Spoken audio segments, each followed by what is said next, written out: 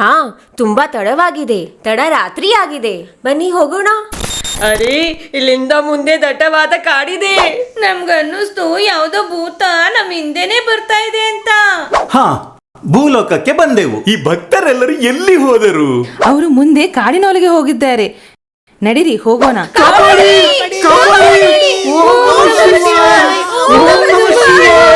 ಹೇ, ಬಾಯ್ ಮುಚ್ಚ್ರಪ್ಪ, ಸಾಕು. ನಾವೇನ್ ಭೂತ ಪ್ರೇತಗಳಲ್ಲ.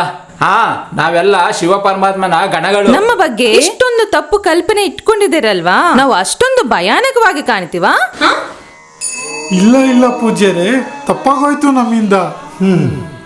ಇದೇ ತಪ್ಪನ್ನು ತುಂಬಾ ಹಿಂದೆ ಒಬ್ಬ ವ್ಯಕ್ತಿಯೂ ಮಾಡಿದ.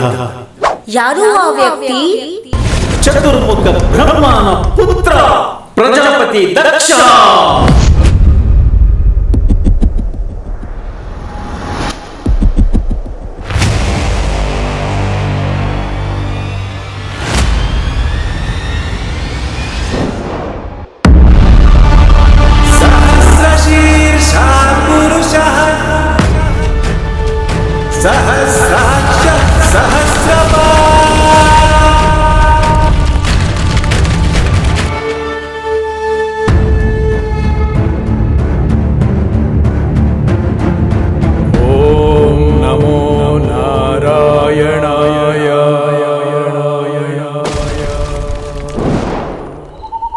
ಅವ್ರೇನ್ ತಪ್ಪು ಮಾಡಿದ್ರು? ಏನು ಅವರ ಕತೆ? ಹೇಳ್ತೀನಿ. ಇದು ದಕ್ಷನ ಕತೆ, ಇದು ಶಿವನ ಕಥೆ, ಇದು ಸತಿ ಮಾತ.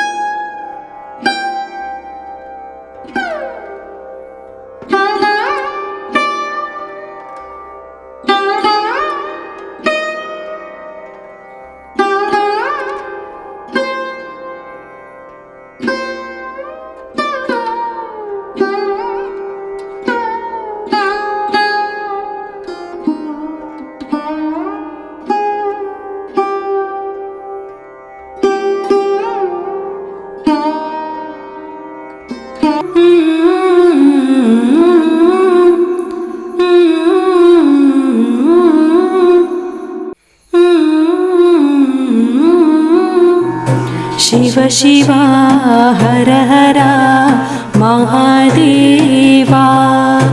ಓ ಶಿವ ಶಿವ ಹರ ಹರ ಮಹಾದೇವಾ.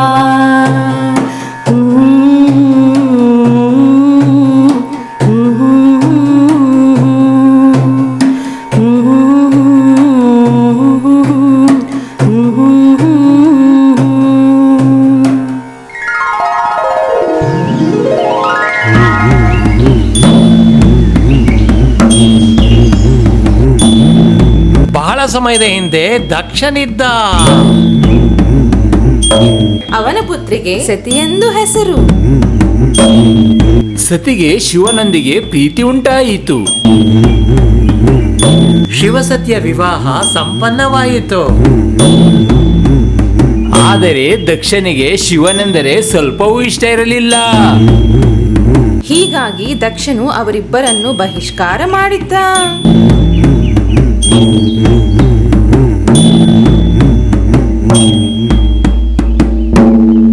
ಶಿವ ಪರಮಾತ್ಮನು ಸತಿಯನ್ನು ಎಷ್ಟು ಪ್ರೀತಿಸುತ್ತಿದ್ದನೆಂದರೆ ಸತಿಯೇ ಅವನ ಸರ್ವಸ್ವ. ಹೀಗೆ ಸ್ವಲ್ಪ ಸಮಯ ಸರಿಯಿತು. ಒಂದು ದಿನ ಪ್ರಜಾಪತಿ ದಕ್ಷನು ಒಂದು ಯಜ್ಞ ಮಾಡಬೇಕೆಂದುಕೊಂಡ. ಭೂಲೋಕದಲ್ಲಿ ಅತಿ ದೊಡ್ಡ ಯಜ್ಞ.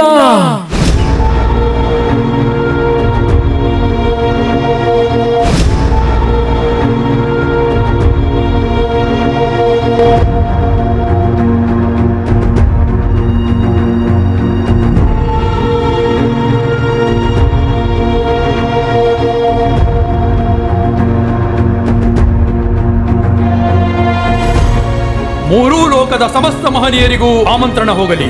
ಆದರೆ ಆ ಶಿವನಿಗಲ್ಲ.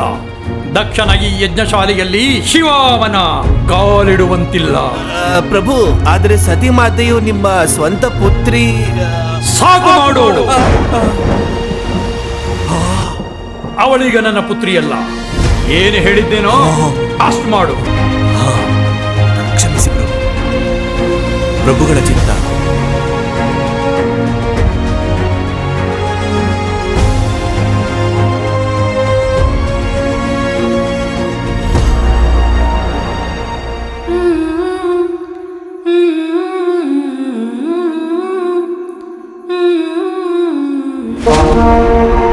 ಪ್ರಜಾಪತಿ ದಕ್ಷ ಮಹೋದಯರು ಭೂಲೋಕದಲ್ಲೇ ಅತಿ ದೊಡ್ಡ ಯಜ್ಞವನ್ನು ಹಮ್ಮಿಕೊಂಡಿದ್ದಾರೆ.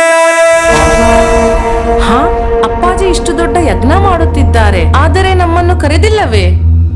ನಾನು ಸ್ವಯಂ ಹೋಗಿ ಕೇಳುತ್ತೇನೆ ಅವರನ್ನು. ಸತಿ, ಎಲ್ಲಿ ಉದ್ದೇಶಪೂರ್ವಕವಾಗಿ ನಿಮಂತ್ರಣವನ್ನು ಕೊಡುವುದಿಲ್ಲವೋ ಆ ಜಾಗಕ್ಕೆ ಹೋಗುವುದು ಉಚಿತವಲ್ಲ. ಅದು ನನ್ನ ತಂದೆಯ ಮನೆ ಮಹದೇವ.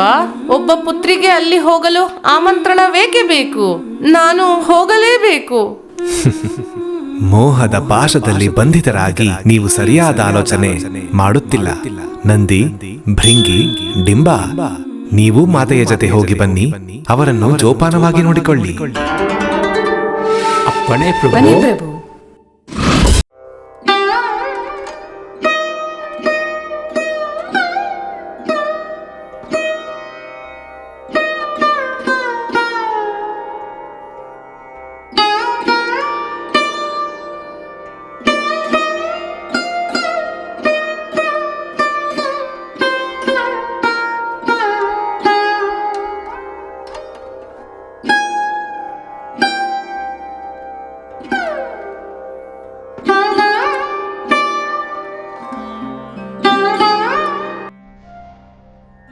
ಈ ಭೂಮಿಯಲ್ಲಿ ಅತಿ ದೊಡ್ಡ ಯಜ್ಞ ಬಹಳ ಅದ್ಭುತವಾಗಿದೆ ಅಲ್ವಾ? ಹೌದೌದು, ಬಹಳ ದಿವ್ಯವಾಗಿದೆ. ಇದನ್ನ ಅಣಿ ಮಾಡ್ಕೊಳಪ್ಪ. ಆಗಲಿ ಪೂಜ್ಯರೇ. ಆ ಕಡೆ ನೋಡಿ. ಅಯ್ಯೋ ಅಯ್ಯೋ, ಬಹಳ. ಈ ಕಡೆ ನೋಡಿ, ಎಷ್ಟೊಂದು ಭವ್ಯವಾಗಿದೆ. ಹಾ, ಬಹಳ ದಿವ್ಯವಾಗಿದೆ. ಆ ನೀರನ್ನು ಕಲಶಕ್ಕೆ ಹಾಕಪ್ಪ. ಆಗಲಿ ಪೂಜ್ಯರೇ.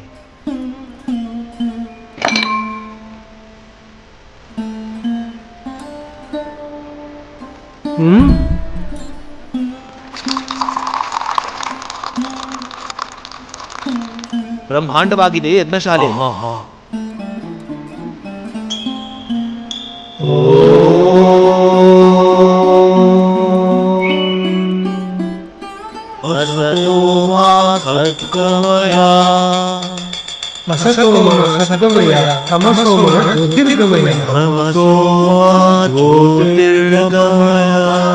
ಓಂ ಶಾಂತಿ, ಓಂ ಶಾಂತಿ, ಓಂ ಶಾಂತಿ.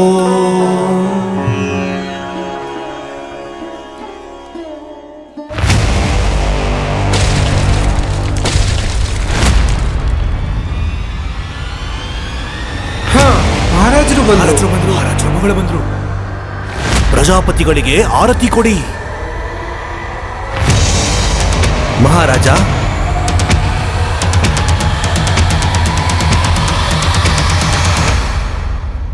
ಓಂ ನಮೋ ನಾರಾಯಣಾಯ. ಈ ದಕ್ಷ ಪ್ರಜಾಪತಿಗೆ ಅನುಗ್ರಹ ಮಾಡಲೆಂದು ಈ ಯಜ್ಞ ವೇದಿಕೆಯಲ್ಲಿ ಉಪಸ್ಥಿತರಿರುವ ಭಗವಾನ್ ಬ್ರಹ್ಮದೇವ ಮತ್ತು ಭಗವಾನ್ ಮಹಾವಿಷ್ಣುವಿನ ಶ್ರೀಚರಣಗಳಲ್ಲಿ ಸಾಷ್ಟಾಂಗ ಪ್ರಣಾಮಗಳು.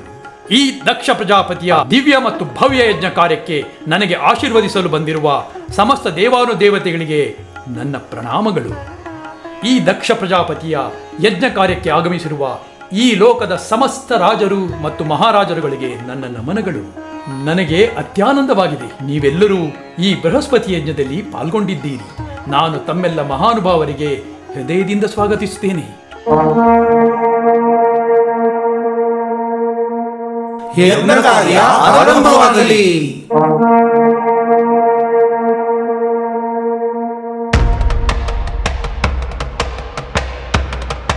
ಓಂ ತಚ್ಚಂವ್ಯೋರಾವೃಣೀಮಹೇ ಗಾತುಂ ಯಜ್ಞಾಯ ಗಾತುಂ ಯಜ್ಞಪತಯೇ ದೈವೀ ಸ್ವಸ್ತಿರಸ್ತು ನಃ. ಓಂ ಸಹಸ್ರಶೀರ್ಷ ಪುರುಷಃ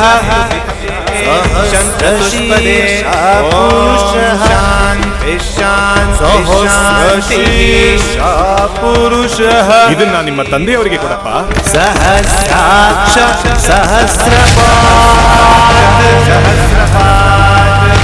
ಸಭೂಮಿಂ ವಿಶ್ವತೋ ಕೃತ್ವಾ ಅತ್ಯತಿಷ್ಠದಶಾಂಗುಲಂ ಪುರುಷ ಏವೇದಂ ಸರ್ವಂ ಯದ್ಭೂತಂ ಯಚ್ಚ ಭವ್ಯಂ ಭೂತಾಮೃತತ್ವಸ್ಯೇಷಾನಃ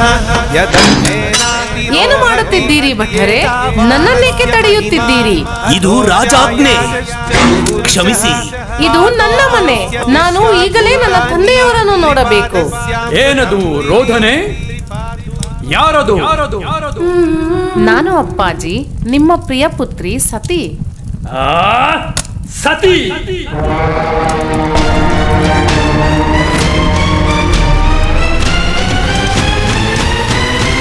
ಮಹಾರಾಜ, ಯಜ್ಞ ನಡಿಬೇಕಾದ್ರೆ ಎದ್ದು ಹೋಗ್ಬಾರ್ದು.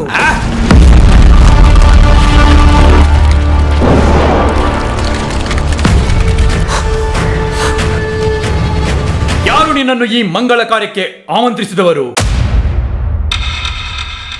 ಇಂತಹ ಮಂಗಳ ಕಾರ್ಯಕ್ಕೆ ಆಮಂತ್ರಣವಿಲ್ಲದೆ ಬರಬಾರದೆಂಬ ಕನಿಷ್ಠ ಜ್ಞಾನ ಕೂಡ ಇಲ್ಲವೇ? ಇದರಲ್ಲಿ ಕನಿಷ್ಠ ಜ್ಞಾನದ ಮಾತೆಲ್ಲಿದೆ ಅಪ್ಪಾಜಿ? ಇಂತಹ ಮಂಗಳ ಕಾರ್ಯದಲ್ಲಿ ಭಾಗವಹಿಸುವ ಅಧಿಕಾರ ಪುತ್ರಿಗೆ ಸ್ವಯಂ ಪ್ರಾಪ್ತವಾಗಿರುತ್ತದೆ. ಇದಕ್ಕೆ ಆಮಂತ್ರಣದ ಮಾತೇಕೆ? ನೀನೀಗ ನನ್ನ ಕುಲದ ಸದಸ್ಯೇ ಅಲ್ಲ. ಅಷ್ಟೇ ಅಲ್ಲ, ನೀನೀಗ ನನ್ನ ಪುತ್ರಿಯೂ ಅಲ್ಲ.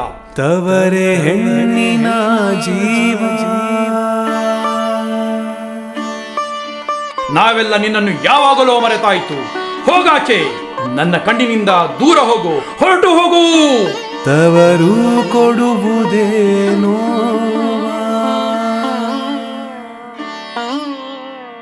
ನಿಮಗೆ ನನ್ನ ಮೇಲೆ ಅಷ್ಟೊಂದು ದ್ವೇಷವೇಕೆ? ಅಂತಹ ಯಾವ ಅಪರಾಧ ಮಾಡಿದ್ದೇನೆ ನಾನು? ನಿನಗೇನೂ ನೆನಪಿಲ್ಲವೇ? ನೀನು ಏನು ಅಪರಾಧ ಮಾಡಿರುವೆಯೋ ಬಹುಶಃ ನೀನದನ್ನು ಮರೆತಂತಿದೆ. ನಮ್ಮಿಚ್ಛೆಯ ವಿರುದ್ಧವಾಗಿ ನೀನು ಆ ಶಿವನನ್ನು ನಿನ್ನ ಪತಿಯೆಂದು ಸ್ವೀಕರಿಸಿರುವೆ. ಎಲ್ಲ ತಂದೆ ತಾಯಂದಿರು ಬಯಸುವುದು ತಮ್ಮ ಪುತ್ರಿ ತನ್ನ ಗಂಡನ ಮನೆಯಲ್ಲಿ ಸುಖವಾಗಿರಲೆಂದು. ನಾನು ನನ್ನ ಗಂಡನ ಮನೆಯಲ್ಲಿ ಸುಖವಾಗಿಯೇ ಇದ್ದೇನೆ ಅಪ್ಪಾಜಿ. ಇರಬಹುದು, ನಿನಗೆ ನಿನ್ನ ಗಂಡನ ಮನೆಯಲ್ಲಿ ಸುಖ, ಶಾಂತಿ, ಸಂತೋಷ ಎಲ್ಲ ಸಿಗುತ್ತಿರಬಹುದು. ಆದರೆ ನಿನ್ನ ಪತಿ ಶಿವ ಹಿಂದೊಂದು ಸಲ ದೇವಾನುದೇವತೆಗಳ ಸಭೆಯಲ್ಲಿ ನನಗೆ ಸೂಕ್ತ ಸನ್ಮಾನ ನೀಡಲಿಲ್ಲ. ಅಲ್ಲಿ ಎಲ್ಲರೂ ಎದ್ದು ನಿಂತು ನನಗೆ ಅಭಿವಂದಿಸಿದರು. ಆದರೆ ನಿನ್ನ ಪತಿ ಶಿವ ನನ್ನ ಅಳಿಯನಾಗಿದ್ದರೂ ಸಹ ಹಾಗೂ ನನಗಿಂತ ವಯಸ್ಸಿನಲ್ಲಿ ಚಿಕ್ಕವನಾಗಿದ್ದರೂ ಎದ್ದು ನಿಂತು ಗೌರವ ಕೊಡಲಿಲ್ಲ, ನನಗೆ ನಮಸ್ಕರಿಸಲೂ ಇಲ್ಲ. ಮತ್ತು ಕೇವಲ ಇಷ್ಟೇ ಅಲ್ಲ, ನನ್ನನ್ನು ಮಾತನಾಡಿಸಲೂ ಇಲ್ಲ. ನಾನು ದಕ್ಷ ಪ್ರಜಾಪತಿ, ಪ್ರಜೆಗಳಿಗೆ ಅಧಿಪತಿ, ಪ್ರಜೆಗಳ ಸೃಷ್ಟಿಗೆ ಕಾರಣನು ನಾನೇ.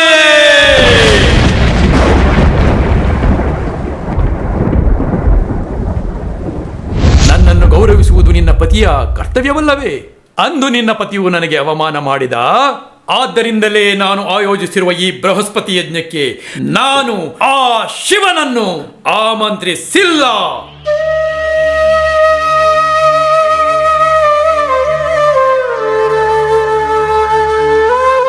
ಅಪ್ಪಾಜಿ, ಶಿವ ಪರಮಾತ್ಮ ತ್ರಿಮೂರ್ತಿಗಳಲ್ಲಿ ಒಬ್ಬರಲ್ಲವೇ? ಅವರು ಬೇರೆಯವರಿಗೆ ನಮಸ್ಕರಿಸಿದರೆ ಯಾರು ಅವರ ನಮಸ್ಕಾರ ಸ್ವೀಕಾರ ಮಾಡುತ್ತಾರೋ ಅವರ ಆಯಸ್ಸು ಕ್ಷೀಣಿಸುವುದಿಲ್ಲವೇ? ಆದ್ದರಿಂದಲೇ ಅಂದು ಅವರು ಸಮಾರಂಭದಲ್ಲಿ ನಿಮಗೆ ನಮಸ್ಕಾರ ಮಾಡಲಿಲ್ಲ. ಈಗಲಾದರೂ ಅವರ ಪ್ರತಿ ನಿಮ್ಮ ದ್ವೇಷ ಭಾವವನ್ನು ಬಿಟ್ಟು ಬಿಡಿ.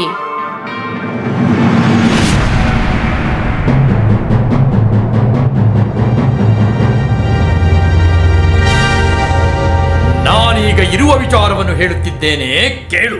ನಿನ್ನ ಪತಿಗೆ ಆಚಾರ, ವಿಚಾರ, ಮರ್ಯಾದೆ ಏನೂ ತಿಳಿಯದು. ಅವನು ಅಹಂಕಾರಿ.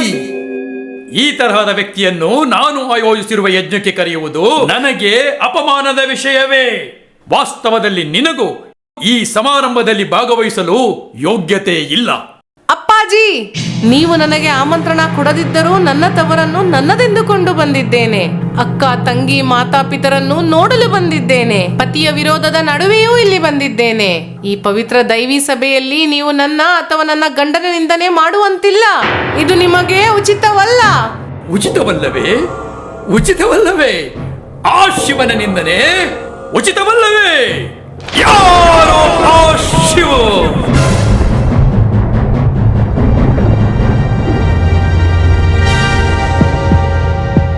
ಪ್ರಾಣಿಗಳ ಚರ್ಮವನ್ನು ಧರಿಸುವವನು ಅವನು, ಪಿಶಾಚಿಗಳನ್ನು ಜೊತೆಯಲ್ಲಿಟ್ಟುಕೊಂಡಿರುವವನು ಅವನು, ಸ್ಮಶಾನವಾಸಿಯು ಅವನು. ಸುಟ್ಟು ಹೋಗಿರುವ ಹೆಣಗಳ ಬೂದಿಯನ್ನು ತನ್ನ ಪೂರ್ತಿ ಶರೀರಕ್ಕೆ ಪಡೆದುಕೊಂಡಿರುವವನು. ಯಾವ ಶುಚಿ ಇಲ್ಲದ ಕೊಳಕು ಪ್ರದೇಶದಲ್ಲಿ ಅವನು ಜೀವಿಸುತ್ತಾನೋ ಅದನ್ನು ಕೈಲಾಸವೆಂದು ಕರೆಯುತ್ತಾನೆ ಅವನು. ಅವನಿಲ್ಲಿ ಬರಕೂಡದು.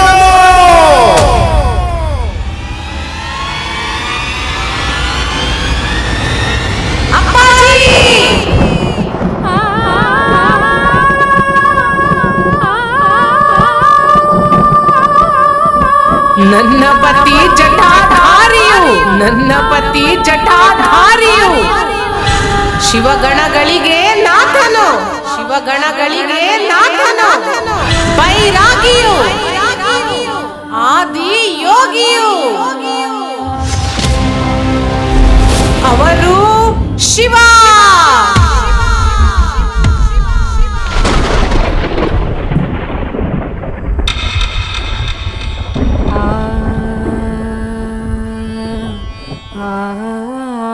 ನನ್ನ ಪತಿ ಸರ್ವಶ್ರೇಷ್ಠನು, ಆತ್ಮ ಸ್ವರೂಪಿಯು, ಎಲ್ಲರ ಪ್ರೀತಿ ಪಾತ್ರನು. ಅವರ ವಿರೋಧದ ನಡುವೆಯೂ ನಾನಿಲ್ಲಿ ಬಂದೆ. ಅವರಿಗೆ ಇಂಥ ದೊಡ್ಡ ಅಪಮಾನವೇ? ಇಲ್ಲ ಇಲ್ಲ, ಈ ಮುಖವನ್ನು ಹೊತ್ತು ಮರಳಿನ ಅಲ್ಲಿಗೆ ಹೋಗಲಾರೆ.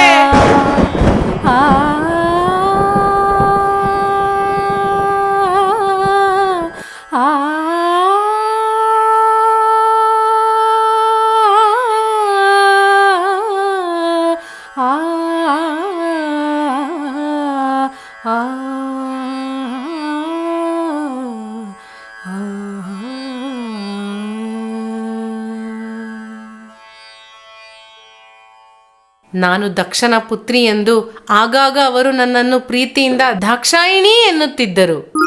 ಆ ದಾಕ್ಷಾಯಿಣಿ ಎಂಬ ಅಸ್ತಿತ್ವವೇ ನನಗೆ ಬೇಡ.